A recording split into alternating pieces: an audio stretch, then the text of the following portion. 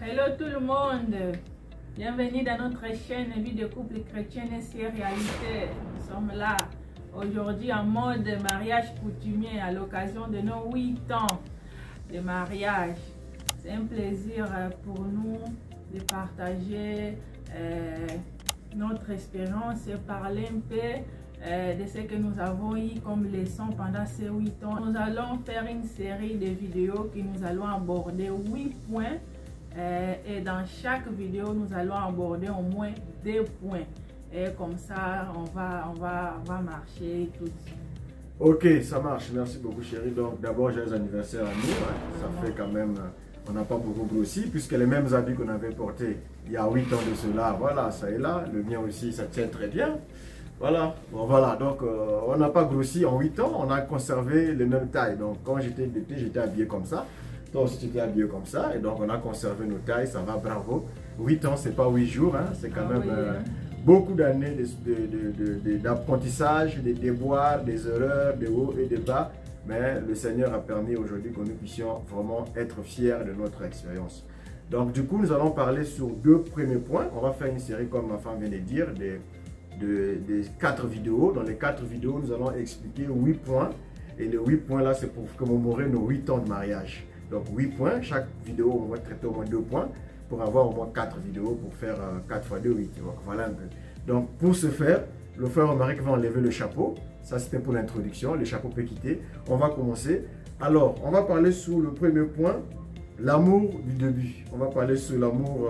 L'amour doit être clair au début sans ambiguïté. C'est ce que j'ai toujours dit aux jeunes frères tout le temps, que avant de vous marier, soyez sûr que vous aimez d'abord la personne. On ne se marie pas par prophétie.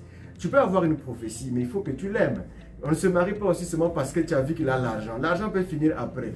L'amour par intérêt. L'amour par intérêt avec des calculs ABCD. Argent, beauté, je ne sais pas, concurrence. Je crois qu'ils ont ajouté un autre encore. Une autre lettre qu'on a ajoutée aussi. Donc, on se marie quand on aime la personne. Et comment on remarque qu'on aime une personne? Frère Bana m'avait répondu à la question. Quand vous voyez que vous ne pouvez pas vivre sans elle. En d'autres termes, que vous devez voir le sacrifice que la personne est prête à faire pour avoir le mariage, pour vous. Et je laisserai ma femme donner son témoignage. Bon, comme toujours. Ah oui, nous ne sommes pas en train de parler que ça ne doit pas être une personne qui n'a rien. Parce que quand on dit l'amour par intérêt, les gens pensent peut-être que nous, on dit que non, il faut déjà ne pas avoir un partenaire, un frère ou un homme qui a un faible commencement. C'est comme mon cas. Certes que j'ai rencontré mon mari, il travaillait déjà, il avait un boulot, il y avait quelques investissements, activités, tout. Mais ensemble, tout ce que nous avons aujourd'hui, je suis toujours fière de le dire qu'on a bâti ensemble. Je suis venue le rencontrer. Il avait son boulot, il avait ses activités, mais ensemble, moi et lui, on a quand même avancé et on a accompli beaucoup de choses que nous sommes en train de continuer à bâtir jusqu'aujourd'hui. L'amour, on se marie par amour. On ne se marie pas par intérêt.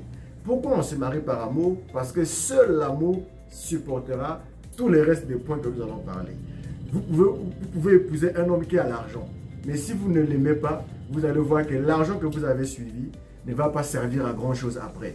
Vous pouvez trouver un homme parce qu'il est beau, vous l'avez aimé par sa beauté.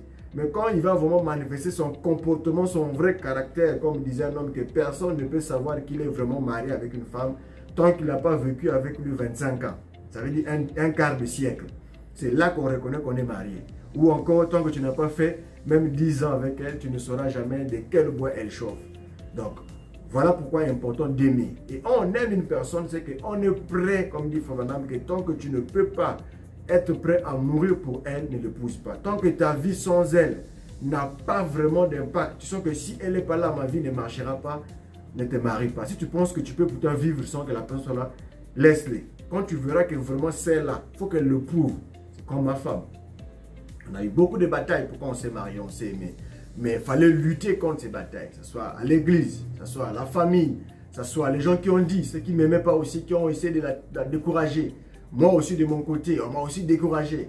Hein? Il y a beaucoup de points qu'on parlera plus loin. Non, mais les femmes de ce genre, c'est pas bon et tout. Oui, il y a plusieurs paramètres. Non, toi, si tu dois être une personne ballottable, facilement ballottable, et que ton amour n'était pas solide, facilement tu vas pencher dans les arguments des gens. D'où il est important d'avoir l'amour sincère. Alors, sincère. L'amour doit être le top. Ça veut dire pour les choix, d'abord l'amour. Et on ne dit pas que vous ne pouvez pas accepter un homme ou un frère qui a déjà un boulot, qui s'en sort déjà dans sa vie. Non, on ne dit pas ça, mais on dit que si tu aimes cet homme, battez-vous pour cet amour. Prouvez à cette dernière qu'il y a des sacrifices, comme mon mari vient de dire au début, c'était pas facile. J'ai dû confronter ma famille, j'ai dû confronter mes parents, parce que pour eux peut-être que non, je suis juste en train de suivre un challenge ou de faire des choses sans réfléchir, mais comme dans mon cœur j'étais sûre et certaine que non, ça c'est l'homme de ma vie. Comme on a dû parler dans je crois que c'était la deuxième vidéo qui est dans notre chaîne sur les choix, que j'ai reçu la révélation personnelle que non, c'est lui mon mari. Je me suis battue contre les vents et les marées et on est là. Ok, voilà, elle s'est battue beaucoup, elle a plusieurs fois pleuré, souffert. C'était pas facile de gagner le mariage et moi aussi j'ai beaucoup souffert. On vous épargne tous les détails, mais sachez que vous devez aimer. Et la Bible dit encore un verset que je vais quand même lire parce que j'aime commencer par un verset biblique. Merci beaucoup chérie pour la partie d'amour. On doit d'abord savoir que la femme ou l'homme que tu trouves doit être aussi une femme de destinée. C'est-à-dire, comme le dit dans le livre de Proverbes 18, verset 22, selon la version d'Arby, dit « Celui qui trouve une femme a trouvé une bonne chose et il a obtenu de la part de l'Éternel une faveur. » Donc c'est une faveur ou une grâce que Dieu te donne pour avoir une femme. Parce que pourquoi? Parce que les bonnes femmes sont difficiles. Tout comme aussi des bons maris sont difficiles. Aujourd'hui, il est facile d'être séduit par les gens qui changent de forme, les déguisements, le mystère du déguisement. Un frère qui est pour l'hypocrite, il se transforme seulement parce qu'il veut avoir le mariage, il donne l'étiquette de ce qu'il n'est pas, il veut gagner l'amour, il commence à présenter beaucoup de choses. Moi, ma femme, je ne l'ai jamais donné des choses pour l'amener à m'aimer par des choses. Et quand vous conditionnez votre amour par des dents, tu viens, tu lui donnes l'argent, tu l'influences son choix, tu essaies de l'amener à aimer. Après, quand elle va t'aimer, vous allez vous marier, tu ne pourras plus tenir le même niveau de vie que tu lui donnais là. Et là, ça sera ce qu'on appelle, tu l'as usurpé. Tu l'as en fait dupé. Et je lui, frère Banam, dit que quand on a dupé quelqu'un, il n'y a pas mariage. Il n'y a pas mariage. Les citations sont pleines, j'ai même passé sur Internet, les gens ont boudé. Tu as dupé l'autre, tu l'as menti. Il ne faut pas donner l'étiquette de ce que tu n'es pas. Quand on veut d'une personne, on ne fait pas ce qu'avait fait Jacob. Il a mis la peau d'Ésaü, il a mis des trucs de plomb, il est venu. Et le père Isaac, ne sachant pas que ce n'était pas Jacob, il a posé la bénédiction. Vous voyez, ça, ce sont les œuvres qui ne sont pas correctes. Alors, pour ce qui est aussi d'un homme, comme a dit mon épouse, qui a déjà l'argent que tu as aimé, ce n'est pas un problème. Tu peux aimer un frère, comme moi je me débrouillais, je travaillais, c'était pas mauvais. Mais est-ce que j'étais venu avec l'étiquette d'argent? Ou est-ce qu'elle voulait vraiment... Moi, je ne connaissais pas qui il était. Voilà. Genre, la personne, en fait, qu'on m'avait parlé, je ne savais pas que qui était mon mari. À l'époque, c'était juste un frère et tout. Je ne savais pas. Quand il s'est présenté, il a fait une petite présentation à la maison. Il m'avait parlé que non, je suis le frère Intel. Mais moi, je ne connaissais pas c'est qui frère Intel. Donc, je ne connaissais pas où il travaillait. Je connaissais rien. Donc, quand je l'ai aimé, je lui ai aimé sans savoir qui il était. Ouais. Et la Bible dit encore dans le livre de Proverbes 19, verset 14, on peut hériter de ses parents les maisons, les voitures, mais une femme intelligente est un don de Dieu. Vous voyez, la Bible insiste beaucoup sur les femmes. C'est un don pour trouver une bonne femme que vous vous accordez. Ce n'est même pas dit qu'il n'y aura pas des accrochages. On a eu aussi nos accrochages après, puisqu'on va développer plusieurs points. Il y a des moments où l'amour là sera testé par des épreuves. L'amour est testé, de la femme est testé lorsque le mari est confronté à des difficultés, comme était la femme de Job, vous avez vu, hein, devant l'épreuve de Job, qu'est-ce que la femme de Job a dit? Maudit seulement Dieu, tu meurs. Je peux même dire que la femme de Job prévoyait de se remarier pour elle. Pars pour toi, tu me fatigues avec tes plaies là. Donc vous comprenez, c'est devant la maladie, devant les épreuves, devant les tests que l'amour là véritable là, est mis en exergue, est mis en épreuve. Et si vraiment tu ne l'avais pas vraiment aimé, là tu vas voir vraiment, tu vas commencer à aller à l'église prier, Seigneur, qu'elle meure seulement que je me alors aussi remarie. qu'il a accepté parce qu'il travaillait par un quelconque intérêt, qu'après les maris perdent le boulot, ou il fait un accident, il a une maladie. Si tu avais suivi la beauté, oh non, un beau gosse, un beau gars, et que on n'envisage pas, mais un accident et que les frères ne marchent plus, là maintenant, vous allez faire quoi? Ton amour d'intérêt va se faire manifester parce que derrière toi, tu as fait tes calculs, tu ne savais pas que la nature reste incertaine. Tu ne sais pas ce qui t'attend demain. On ne connaît pas ce qui va arriver demain. Voilà pourquoi quand on se marie, on doit vraiment consulter le Seigneur. Et pour cela, j'ai encore un verset pour appuyer, consulter le Seigneur. Le Proverbe chapitre 12, j'ai vu ça. Proverbe 12, verset 4. Proverbe 12, 4 dit ceci. Une femme vertueuse est la couronne de son mari, mais celle qui fait la honte est comme la carie dans ses os. Carie dans ses os. La carie dans ses os, tu le verras plus tard. Parce que vous pouvez aimer la personne parce qu'elle est belle, mais demain, après-demain, la beauté va changer, le ventre va grossir, elle a couché, elle a une mise au monde, toute la poitrine que tu voyais, oh, cela va s'aplatir, tout ce que tu voyais là va changer, et à ce moment-là, si tu avais conditionné vraiment que par des choses physiques, qui va prendre le relais quand ces choses physiques ne seront plus là? C'est là où maintenant le véritable amour prend le relais. D'où il est important d'aimer d'abord sa femme, de la chérir, de sentir vraiment que celle-là, sans elle, je ne peux pas vivre. Et tu dois montrer par tes actes, pas un amour par la parole, par la bouche, par les lèvres. Comment est-ce que quand on va aller plus loin, comment est-ce que tu parles devant ta famille à ta femme, quand elle t'énerve, comment est-ce que tu te fâches devant les gens, comment est-ce que tu la parles. Tu vois, ce sont des signaux déjà qui vont annoncer ce qui va arriver à la suite. Parce que les tempêtes dans le mariage, ça viendra. Il n'y a aucun couple aujourd'hui qui est parti dans le mariage, qui se sont mariés, 20 ans, 30 ans, tout est rose. Ça n'existe pas. Même moi et ma femme, si on vous dit que depuis qu'on s'est marié, tout est parfait, il n'y a pas d'imperfection, il n'y a pas de complications, il n'y a pas de ceci, on vous a menti. Si vous rencontrez deux personnes qui vous disent ça, sans prier, sans gêner, sans être prophète, je vous lève la main au ciel. Vous êtes en face des deux hypocrites. Donc, l'amour sincère du début doit être tangible, palpable, touché, voir jusqu'où il est prêt à aller. Une fois que tu vois que vraiment la personne t'aime, sans conditionner ça par un aspect physique, matériel ou financier, mais qui t'aime. Pas parce que la sœur prie beaucoup à l'église. Il y a d'autres personnes aussi qui ont aimé les gens parce qu'ils priaient beaucoup.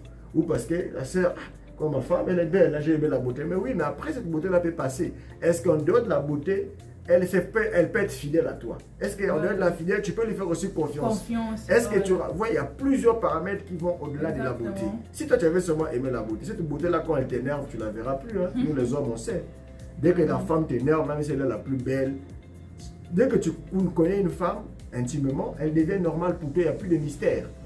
Donc, du coup, cette beauté que tu avais conditionnée pour te marier et que la nature de la personne, tu l'avais négligée, c'était le chaos pour la suite de ta vie spirituelle. Et même ta vie spirituelle sera déboîtée et tous les autres points seront vraiment compliqués à tenir. Donc, pour l'amour, il faut que vous ayez vraiment beaucoup d'assises. C'est un grand sujet, l'amour. Il faut voir aussi les gens qui viendront vous décourager. Est-ce que ta femme, là, ta fiancée ou ta fréquentée du début, là, elle écoute beaucoup ses amis plus que elle, toi? Est-ce qu'elle écoute beaucoup sa maman? Est-ce qu'elle est influencée par son père? Est-ce qu'elle est influencée par l'église, par les amis, par une soeur, par une tante? Donc, il ne faut pas qu'il y ait quelqu'un de dessus de toi qui prend la main. Parce que le jour où vous aurez des problèmes, il va se pencher vers cette personne-là.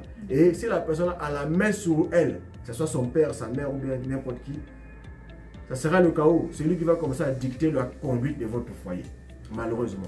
Donc, et là, quand nous sommes en train de parler d'amour, nous ne sommes pas en train de dire que non, il faut accepter seulement, chérie, que les hommes qui n'ont rien.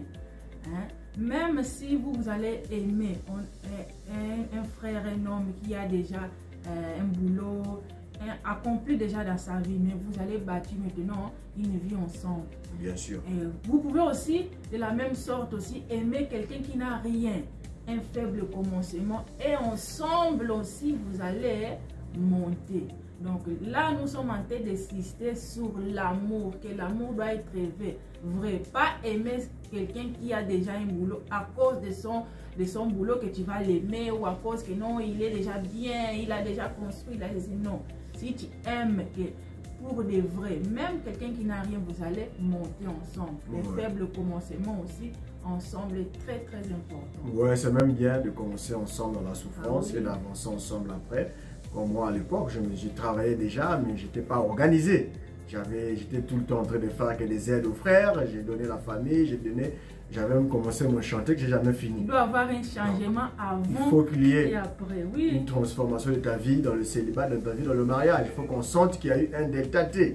Nous, on appelle ça dans les gens qui travaillent dans le domaine des pressions, delta T. Il faut qu'on voie avant cette personne, après cette personne. Qu'est-ce qui s'est passé? Si tu dégraisses, c'est que tu as épousé la mauvaise personne. Si tu montes, c'est que tu as épousé la bonne personne. Donc, pour appuyer ce qu'elle a dit, c'est le cas. J'ai 2 cas dans la Bible. Isaac est parti, on est parti épouser Rebecca. Isaac était déjà riche. La Bible dit qu'Isaac était riche parce qu'il avait hérité de la richesse d'Abraham. Abraham a laissé de la richesse à Isaac. Mais Rebecca a rencontré un mari déjà super riche. Mais avec Isaac, Rebecca et Isaac, ils sont devenus encore plus riches. Je vais lire ça. Genèse chapitre 26 à partir du verset 12 à 16. Il est dit ceci. Isaac s'aima dans ce pays et il recueillit cette année le centuple, car l'Éternel le bénit. Là, il est marié. L'Éternel le bénit. Cet homme devint riche et il alla s'enrichissant de plus en plus jusqu'à ce qu'il devienne fort riche. Ah, vous avez vu, il était déjà riche. Et Rebecca est venue le trouver déjà riche. Genèse chapitre 24, vous allez lire, Rebecca a épousé Isaac. Abraham l'avait même pris l'enfant parce qu'Abraham était riche. Mais quand le père d'Isaac a épousé Sarah, ils n'étaient pas encore riches. La Bible dit, sors de ton pays, Abraham, Genèse 12, je te bénirai. C'était pourquoi une promesse. Après, quand il a été béni, son fils a hérité sa richesse. Mais quand le fils se marie, lui aussi avec sa femme, ils ont encore devenu plus. Donc, moi, ma femme, aujourd'hui, j'ai réalisé plus avec elle en 8 ans que ce que j'avais réalisé avant elle. Parce que quand elle est venue me trouver, j'avais 3 ans, je crois, j'ai travaillé déjà, 3 ou 4 ans déjà que j'ai travaillé. Mais je pense qu'en 8 ans, nous avons bâti beaucoup de choses où on n'a pas besoin d'étaler. Ça reste notre vie privée, mais on a travaillé beaucoup. Et je suis fier d'avoir une femme à mes côtés qui n'est pas seulement là pour vouloir que je puisse gaspiller l'argent pour manger, pour prendre des dépenses, des voitures, des choses. Oui, c'est bien tout cela, c'est la vie, il faut profiter. Comme dit la Bible, hein, il y a un temps pour toutes choses. Oui. Il faut blaguer, il faut ceci. Oui, mais après, il y a un temps aussi pour bâtir. Il y a un temps aussi pour construire, il y a un temps pour s'aimer, il y a un temps aussi pour récolter, il y a un temps pour investir, il y a un temps pour épargner. Donc, toutes ces choses, c'est important. Et il faut aussi penser à l'avenir des enfants. Vous mettez au moins les enfants successifs. Dès que l'enfant a le bac, l'université, il faut l'argent. Dès que l'enfant a le bac, l'université, il faut l'argent. Et les écoles coûtent là. Les écoles des enfants ne baissent jamais, ça monte simplement. Ça commence déjà à 300 000 l'année, ou bien 200 000, ou 100 000, ou bien 1 million l'année. L'année prochaine, ça monte. 2, après 3, après 4. Jamais l'école d'un enfant va baisser jusqu'à ce qu'elle va finir. Donc, si vous ratez la préparation, si vous ratez de vous accorder, vous êtes seulement dans les blagues, dans les distractions, dans les histoires inutiles, vous serez pris de court par le temps. Ah ouais. Et les enfants seront obligés d'aller étudier dans des écoles qui n'ont pas de forme parce que vous étiez mal organisé. Très important. Donc, la femme doit t'amener quelque part avec elle. Et je continue, je n'ai pas fini le verset. Le verset 14 dit ceci.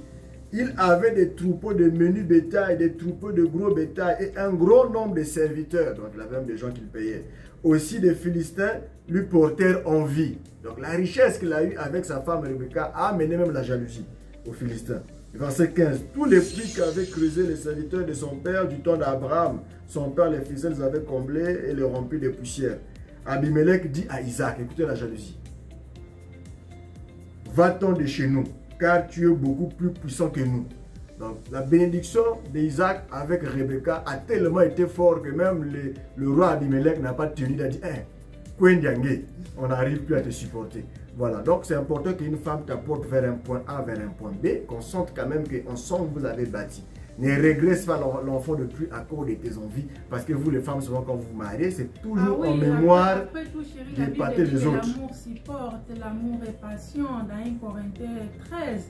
Donc, ce n'est pas ce que les couples ont à moins de 5 ans, voire 8 ans de mariage que vous aussi, vous devez avoir. Avec les réseaux sociaux. Exactement. Avec les réseaux sociaux, oui, je te complète.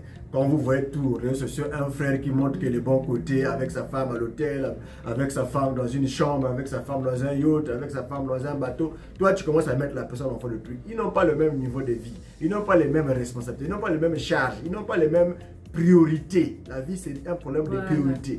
Est-ce que pendant que lui, il prend ses vacances, là, tu connais dans quel argent il a pris ça? Est-ce que tu sais parfois il a pris une dette pour faire ce qu'il fait? Ou est-ce que tu sais que parfois c'est un bonus à l'entreprise qu'on lui a donné? Il dit, bon, ce bonus-là, je vais le rejouer avec ma femme. C'est toujours dans les Ou calculs. alors même un programme qu'ils avaient parlé depuis plus de 5 ans. 5 ans. Toi, tu vois seulement le fruit aujourd'hui, mais tu ne connais pas ce qui était caché au-dessus. Donc, c'est important de ne pas être influencé. Donc, pour résumer ce point d'amour, l'amour doit être clair de début, visible, tangible, palpable, sans influence. Si tu sèmes la femme par les intérêts pour qu'elle t'aime par les choses que tu la présentes, sache que tu récolteras le fruit de ça. La Bible dit que ton péché t'atteindra. Ce que tu as fait va te récolter. Le principe de la vie, c'est ça. Si tu envoies un écho, tu dois retrouver ton écho quand tu es dans la forêt. Et la vie de l'homme, c'est ça. Tu sèmes la haine, tu vas voir aussi dans ta vie, les gens vont te haïr. Ils vont te faire souffrir. Mais si tu es pourtant un homme bien, c'est vrai qu'on va tout te haïr, mais Dieu va toujours récompenser. Voilà pourquoi il dit, je n'ai jamais vu le juste être abandonné, ni sa postérité mendier son pain. Ce verset-là n'est pas de la blague, c'est la vérité. Donc, voilà un peu ce point de marque. Donc, pour synthétiser le premier point sur l'amour doit être clair. L'amour du début doit être clair. Vous devez beaucoup vous aimer. C'est ça qui va vous aider à supporter les tempêtes qui vont suivre. C'est ça qui va vous aider à être solide quand la famille va s'opposer à toi, quand les amis vont venir parler mal de ta femme, quand la famille de ta femme va te combattre, quand ta pauvre famille va combattre ta femme, ou quand même à l'église, on va commencer à combattre des choses, ou même quand quelqu'un va venir inventer qu'on a vu ta femme à l'hôtel avec un homme, toi, comment tu vas réagir? Donc, toutes ces choses-là, c'est l'amour du début, le socle qui est l'amour qui tient le mariage. Aimer sa femme, aimer, aimer, aimer. Donc, pour finir ce premier point, l'amour du début doit être clair, sans ambiguïté, tangible, palpable, pas par prophétie, pas par vision, pas par songe. Madame a prêché le choix d'une épouse. Tu as choisi, tu as prié, tu as regardé, Dieu te donne, c'est elle, alors va de l'avant. Par les calculs ABC, beauté, argent, corpulence et un autre qu'ils ont ajouté, je ne sais pas c'est quoi. Vous-même complétez dans les commentaires. Que Dieu vous bénisse cette question. On répond, on passe aux deuxième chose qu'on a compris. Parce que pourquoi on a compris ce premier point? C'est parce que c'est grâce à notre amour du début qu'on a pu tenir le reste de notre temps que nous avons passé ensemble. Les hauts et les bas et tout. Voilà. Ça ne manquera pas, ça va venir. Deuxième point que nous allons parler. Donner à l'autre le temps d'échanger. Ah, très important. Merci chérie pour l'introduction. La maturité. Ouais. Donner à l'autre le temps d'échanger. Parce que nous souvent on est très, moi personnellement, j'étais très pressé que ma femme change au début. Ah, oui. Je voulais qu'elle me comprenne à 100%. Elle aussi, elle voulait que je sois tellement parfait ce qu'elle veut. Là, elle a arrangé les choses, que je puisse faire comme elle a voulu. Elle parle aujourd'hui, elle me fatigue. Je suis même fatigué, je ne comprends pas. Hein? J'ai pas la peine là, tu fais pareil. J'ai été tellement désordonné que dès qu'elle parle, je fais seulement. Donc, on revenait tout le temps sur la même chose. Mais, c'est une chose que j'ai beaucoup aimé, c'était ma belle-mère qui m'avait dit, donne-la le temps, elle va pour elle changer. Cette phrase est très importante. C'est une nouvelle vie, je venais de me marier, voilà. Fille à papa. Hein? J'étais une fille à papa, la capricieuse de papa. Et du coup, une nouvelle vie dans un nouvel pays, une nouvelle culture, et tout était nouveau pour moi. Et du coup, je voulais un peu ramener mon ancienne vie. Au foyer, de tout arranger, de tout et tout. Et quand je voyais une chose pas bien, j'en parlais à mon mari. Et quand je voyais, c'est comme si il ne me gérait pas. Et du coup, ça me frustrait. Je me disais, est-ce que vraiment un jour, ça va aller, ça va marcher? Donc, ce sont des choses. Et puis, c'était aussi pareil de son côté. Hein? Prendre une femme avec une nouvelle culture qui vient de notre pays, j'aurais un peu même à l'alimentation, et lui qui aimait manger les foufous durs, mais moi, donc c'était un peu compliqué au début, mais comme l'amour était là, on est là.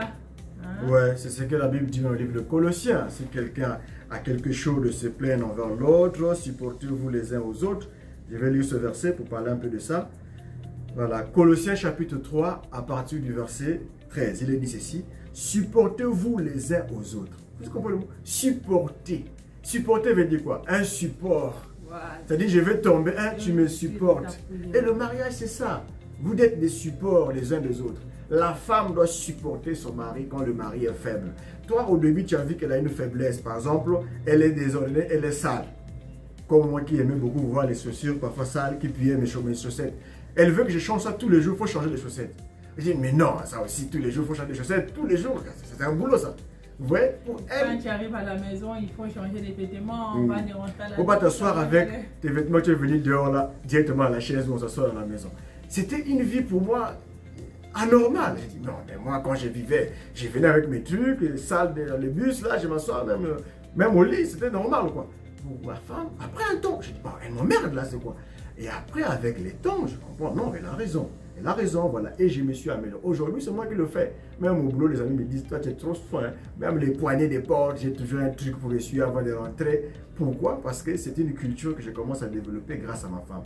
Donc, c'est important. Donc, je vais lire le verset. Je disais que supportez-vous les uns aux autres. Quand on parle les uns aux autres, ça peut être dans un couple. Vous êtes l'un et l'autre. Vous êtes deux. Donc, elle a une faiblesse. Toi, tu as une force. La Bible dit encore plus loin que le plus fort supporte le faible. Si toi tu es fort dans une chose et que ta femme a une faiblesse sur certaines choses, vous pouvez bâtir ce qu'on appelle l'entente pour vous comprendre. Et très souvent, nous les hommes, on est impatients. D'où on donne le thème « Donner à l'autre le temps de changer ». Donner le temps là, ça veut dire ne pas vouloir avoir le résultat immédiat. La Bible nous montre même que quand tu plantes la sémence, est-ce que c'est à l'immédiat que tu vas récolter les fruits? Non. C'est comme ça le mariage. Vous êtes mariés aujourd'hui, mais pourquoi tu veux avoir le résultat de votre mariage déjà de demain? Vous êtes mariés aujourd'hui, dans le même 10 ans. Il y en a qui changent même en 10 ans, en 15 ans. Oui. Il y en a qui ont fait... Il y a un couple qu'on a vu qui a dit qu'ils ont fait 7 ans pour s'aimer vraiment. Mais au début, ils ne s'aimaient pas. J'ai même vu un Français qui est au Canada, je crois un blanc, qui disait que moi, mon mari, c'est moi qui l'avais aimé au début. Mais lui, il ne m'aimait pas. Mais il a pris le temps de m'aimer avec le temps. Mais aujourd'hui, il devient très amoureux. Ouais. Donc, pour dire aussi qu'il y a des choses qui demandent du temps. C'est comme les enfants chéris. On a nos enfants à la maison. Voilà. Est-ce que nos enfants-là ont tous la même nature? Non. Il y en a qui comprennent très vite les leçons. Il y en a qui sont un peu lentes. Mais avec le temps, chacun apprend dans son rythme. Voilà. Pourtant, nous sommes un couple, même père, même mère. Oui. Mais les enfants n'ont pas les mêmes réalités. C'est comme ça dans un mariage. Toujours vouloir que l'autre change vite ou toujours vouloir que l'autre être parfait, c'est comme si tu ne l'aimais pas, c'est comme si tu la faisais la pression. Toi, mets-toi d'abord à la place. Quelque chose que tu as travaillé depuis l'âge de 7 ans avec tes parents, parce que les défauts, on les développe dès 7 ans. Jusqu'à ce que tu aies devenu 30 ans de mariage. Tu penses que c'est à 30 ans que tu as marié, là, en 2 mois, on va t'enlever un défaut que tu as transporté pendant presque 20 et quelques ans. Non, c'est impossible. Donc, mets-toi à la place de ta femme. Elle a été éduquée par un père, elle a été élevée par une mère, elle a grandi dans cette configuration depuis toute sa vie. Maintenant, pendant que tu veux l'éduquer, parce que la femme, il faut l'éduquer. Quand tu vas l'éduquer, très important. Ouais, l'homme doit éduquer sa femme. La femme aussi doit éduquer son mari. Il n'y a pas que l'homme qui éduque la femme. Vous vous éduquez entre vous mutuellement. C'est vrai que c'est l'homme qui donne le canevas, le modèle, mais la femme peut aussi aider son mari. Pourquoi la Bible a dit, je te ferai une aide? C'est qu'elle peut aussi t'aider dans un comportement que tu n'arrives pas à bien vivre. Imagine que tu es trop sale tout le temps. Quand tu t'assois, tu ne t'assois pas bien, tes amis laissent tous tes sous-vêtements dehors. Oui. Comme moi, j'aimais m'habiller comme ça, avec des tailles basses. Ma femme, non, tu es un homme, tu ne peux pas t'habiller comme ça, tu es un homme mari. Je m'arrangeais. Mais avant le célibat, ça ne nous dérangeait pas. On pouvait rester des tailles basses, quelqu'un peut voir ton sous-vêtement quand tu t'assois. Il n'y avait pas de problème. Aujourd'hui, non, tu es marié, tu es responsable. Il y a des choses que tu ne peux plus faire. Mais qui m'a aidé? Ma femme. Elle a joué un travail. Quand je vais sortir pour un rendez-vous avec des amis, je peux mettre une chemise que je trouve qui est belle. Mais elle me dit non, non, non, tu ne peux pas sortir comme ça là. C'est pas bon. Devant les gens, cet habit-là, c'est pas bon pour toi. Il faut prendre ça là, elle te donne ce qu'elle veut. Mais quand tu es le Goliath de la maison, non, je ne vais pas, je ne vais pas. Non, mon frère. C'est à moi c'est à moi de faire ça pour toi, mais pas le contraire. Je suis le chef et tout. C'est un peu ce que les hommes répondent aux femmes. Oui, il est le chef, c'est moi. Comment toi tu vas commencer à m'imposer? Or que la femme propose en donnant une idée. Non, chérie, tu vas faire ceci ou tu vas dans un mariage, mais là tu es habillé, c'est pas propre. Parce que quand on voit un homme à la rue, automatiquement les gens... Oh non, la femme à la maison, comment il va laisser son mari sortir comme ça? Après, la femme aussi a essayé de dire au mari, non, ne t'habille pas comme ça, mais c'est le mari qui a refusé. Ce que tu as dit là, j'ai écouté certains pasteurs dire que non, les jupes de la sœur Meda, qui était un peu courte, parfois Wembe dans la maison lui disait ne pas porter, mais elle était têtue. Bon, ceux qui ont dit ça, pour moi, vous avez présumé parce que jamais Meda pouvait être têtue pour l'habillement. Ma femme Anam était un homme droit, il avait dit une jupe longue, c'est celle qui dépasse les genoux, et sa femme avait des jupes qui dépassaient les genoux. Donc, ce débat-là, pour moi, c'était pas un bon débat. Merci chérie pour avoir complété. L'image d'un homme, c'est la femme. C'est comme l'histoire de la femme de Proverbe 31. Il dit, son mari est considéré dans la vie. Pourquoi on construisait son mari? Parce que sa femme était batteuse, travailleur, bosseur, elle apportait, elle vendait des choses, elle donnait la maison. Donc, à cause de la disponibilité du travail de sa femme, l'homme a été d'une grande valeur aux yeux de la ville ou bien du pays où il vivait. Donc, la femme joue un rôle important. Donc, je vais continuer le verset parce que dans ce verset, on est en train de répondre à la question. Dans Colossiens 3,13, il dit, si l'un a un sujet de se plaindre à l'autre, pardonnez-vous réciproquement. Le pardon, le mariage. Beaucoup des hommes n'aiment pas pardonner leurs femmes. Beaucoup de femmes aussi n'aiment pas pardonner. Ah, je t'avais déjà pardonné hier. Non, non, non. Le pardon, c'est ça qui tiendra votre couple. Parce que les erreurs, il y en aura encore. Oh, je t'avais pardonné hier pour la même faute. Oui, oui, Jésus avait dit que si quelqu'un revient pour la même faute, pardonnez encore et encore. Quand nous prions, qu'est-ce que nous disons, chérie? Notre Père qui est aux cieux, que ton nom soit sanctifié, ton règne vienne. Pardonne nos offenses, comme nous aussi nous pardonnons à ceux qui nous offensent. Donc, toi aussi, pour que Dieu te pardonne, il faut d'abord que tu pardonnes aux autres. Mais tu n'es même pas capable de pardonner ton mari, peu importe la faute qu'il a faite. Pourquoi tu es dans les archives toujours? Il avait fait une erreur, ou toi tu as fait une erreur. Pardonnez-vous réciproquement et supportez. Et le pardon vient avec la patience. Une personne qui ne t'aime pas aura du mal à te pardonner. Une personne qui ne t'aime pas ne sera pas patient avec toi. Vous comprenez que une personne qui ne t'aime pas ne supportera pas les processus pour les changements. Parce qu'on ne change pas d'un coup. Ça demande un processus, du temps. Et 7 ans, nous, on ne peut pas dire que c'est 6 mois parce que ça dépend de chaque foyer, chaque couple, chaque homme, chaque femme. Il y en a qui peuvent faire 5 ans pour changer. Il y en a 10 ans, voire 15 ans. Donc, il faut supporter ce processus du changement. Ouais, le processus, elle a bien dit supporter le processus. Le processus, c'est une étape séquentielle. Exactement. Ça peut prendre 20 ans, 10 ans, 15 ans, mais important de supporter. Et la Bible dit, hein, dans le livre de Galates 6, verset 2, il est dit ceci, « Portez les fardeaux les uns des autres, et vous accomplirez ainsi la loi de Christ. » Portez les fardeaux les uns des autres. Quand on parle de fardeau, ici sont les poids, les difficultés de ta femme, les problèmes de ta femme, les douleurs de ta femme. Même un comportement, un caractère qu'elle n'arrive pas à changer, c'est un fardeau pour toi. Tu peux même changer ta femme par la prière. Est-ce que tu pries d'abord pour ce comportement-là? Que tu te plains partout chez ta famille, que tu l'accuses chez son père, que tu l'accuses chez ta mère, ou tu l'accuses chez les amis. Et tu parles normal de ta femme chez tes amis. Quel respect tu la donnes? Vous comprenez? Donc, comme tu le fais, est-ce que tu as d'abord porté ce fardeau-là pour aller vers le ciel et prier? D'abord, la Bible te dit même, dans Romains 15, il dit, nous qui sommes forts, nous devons supporter les faibles de ceux qui ne le sont pas. Donc, toi, le mari, si tu es fort sur un caractère, sur un comportement que ta femme a du mal, la Bible te dit de le supporter. C'est ton frère d'abord. La première personne qui tu dois être bien sous terre, c'est qui? C'est ta femme. C'est une aide à toi, semblable à toi, une partie de toi-même. Voilà un peu ce qu'on pouvait partager sur ces 2 premiers points que nous avons appris avec l'expérience de 8 ans. On sait que il faut d'abord être sûr de la personne que tu as épousée. Tu l'avais vraiment aimée. Une fois que tu l'avais vraiment aimée, tu lui donnes le temps d'échanger. Ma femme a pris son temps de grandir. Elle pleurait beaucoup. Hein, je vous l'ai dit d'avance, elle aimait beaucoup pleurer. Je l'ai fait grandir que dans le mariage, tu vas encore beaucoup souffrir parce qu'il y aura des maladies, il y aura des tempêtes, les enfants vont être malades à l'hôpital. C'est toi qui vas décider. Parfois, je ne suis pas là. Tu dois être seul à lutter, à dormir à l'hôpital avec un enfant. Tu vas me dire que mais pourquoi Dieu m'abandonne? Pourquoi le diable nous attaque? Oui, oui, oui. Il y aura des temps difficiles. Mais il faut que tu grandisses. Tu dois être maintenant maman. Tu n'es plus maintenant la fille à papa que tu étais à la maison avec papa. Tu deviens maintenant une responsable, une personne capable, elle aussi, de porter le fardeau de la maison. De porter, d'endosser. De représenter le mari dans son absence. Voilà. Ouais. De représenter le mari dans l'absence et d'être la voix officielle de son mari. Quand on a besoin d'écouter l'homme, s'il n'est pas là, la femme parle la même voix que son mari. Et ces 2 points-là, nous les avons eus grâce au temps. Nous avons appris qu'il fallait donner le temps à changer. Elle m'a donné du temps pour changer et je vois que j'ai beaucoup changé. Elle aussi, elle a beaucoup changé autour et nous continuons encore à changer, à travailler, travailler tout le temps.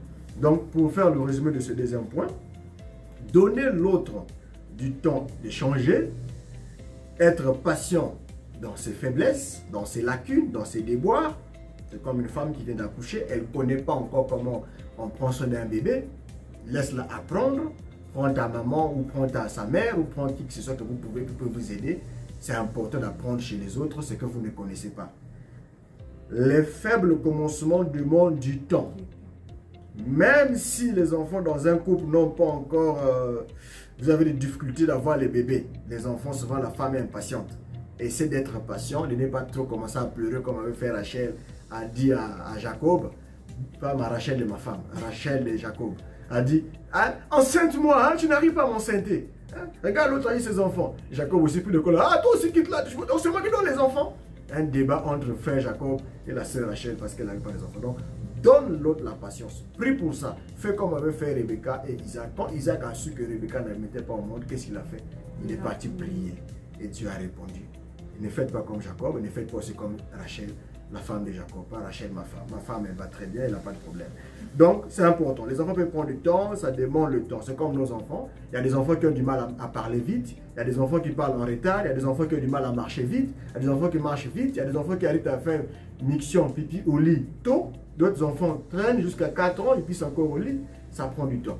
Vous voyez pourquoi? Chaque enfant est à sa façon. Et chaque femme que nous rencontrons sur cette terre est unique en son genre. Voilà pourquoi la comparaison de couple, c'est une bêtise. Si tu te mets à comparer un couple par rapport à toi, parce que tu n'auras pas 100% les mêmes natures, les mêmes difficultés, les mêmes processus par lesquels ils sont passés. Toi, tu n'as que la finalité de ce que tu vois, mais tu n'as pas l'étape, le canevas, le chemin, le processus par lequel ils ont lutté pour arriver là où ils sont arrivés.